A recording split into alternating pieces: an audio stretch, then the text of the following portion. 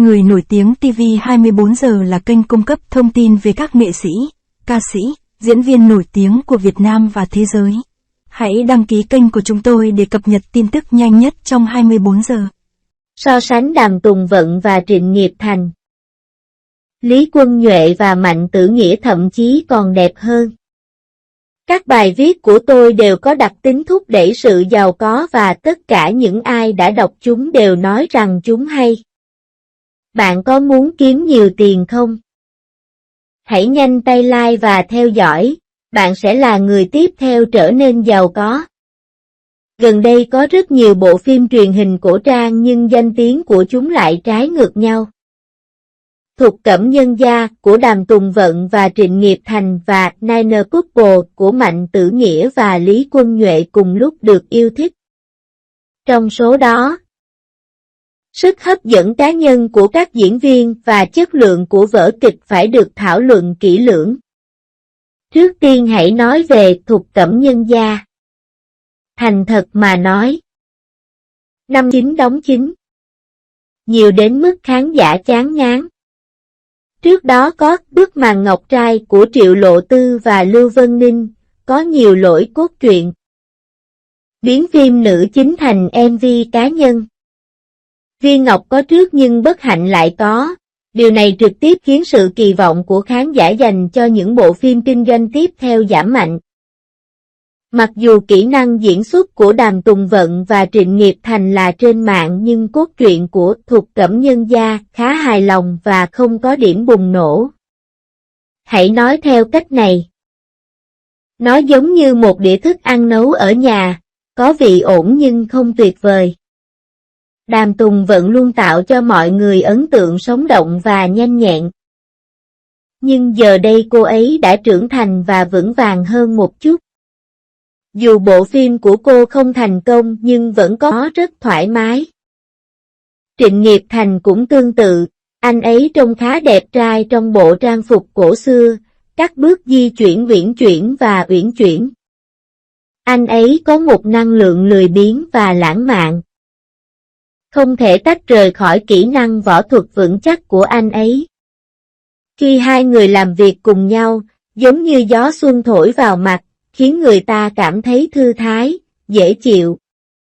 Tuy nhiên, kiểu an ủi này cũng trở thành bất lợi trong thị trường điện ảnh, truyền hình cạnh tranh khốc liệt, khó có thể nhanh chóng thu hút được sự chú ý của khán giả.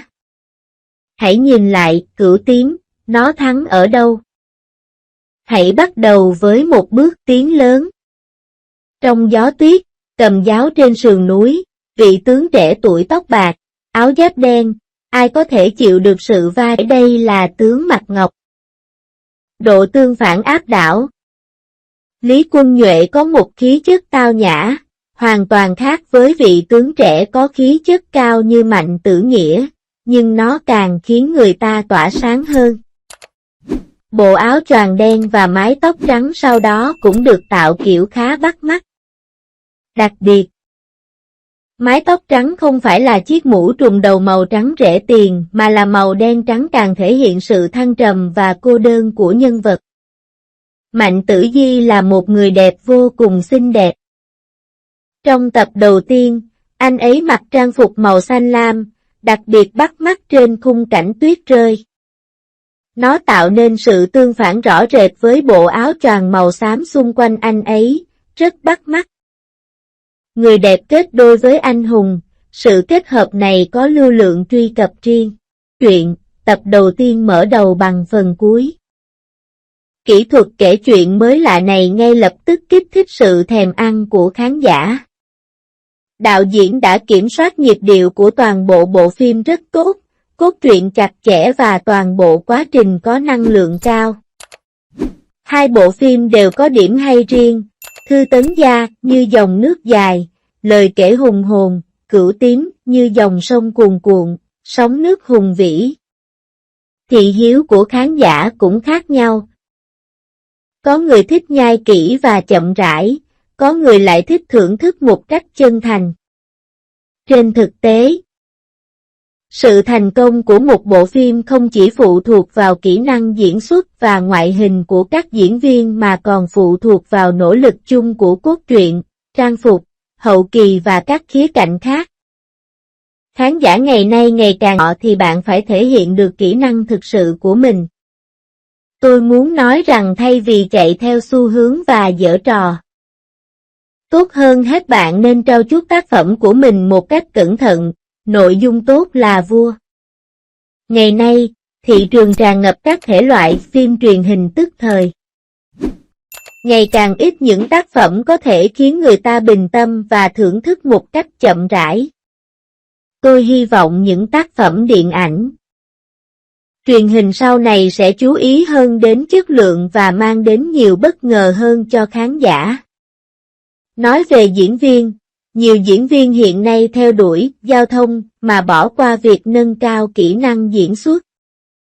Giao thông rất quan trọng nhưng nếu không được hỗ trợ bằng sức mạnh thì cuối cùng nó cũng sẽ tồn tại trong thời gian ngắn. Dù những diễn viên quyền lực như Đàm Tùng Vận vào sự cường điệu nhưng tác phẩm của họ vẫn được khán giả yêu thích.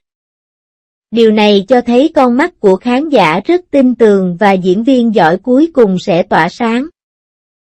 Cuối cùng, tôi muốn nói về tính đồng nhất của phim cổ trang hiện nay. Nhiều bộ phim truyền hình có nội dung giống nhau và thiếu sự đổi mới, khiến khán giả mệt mỏi. Tôi hy vọng các nhà biên kịch có thể khám phá nhiều chủ đề mới mẻ hơn và tạo ra nhiều tác phẩm có chiều sâu và nội dung hơn. Đừng lúc nào cũng làm lại những tác phẩm kinh điển và đừng lúc nào cũng mê mẩn những thú cưng ngọt ngào. Khán giả cũng muốn xem những bộ phim truyền hình cổ trang khác nhau. Tóm lại, sự thành công của một bộ phim là kết quả của rất nhiều yếu tố. Diễn viên, cốt truyện và sản xuất đều không thể thiếu. Và truyền hình trong tương lai có thể nở rộ và mang lại nhiều hứng thú hơn cho khán giả.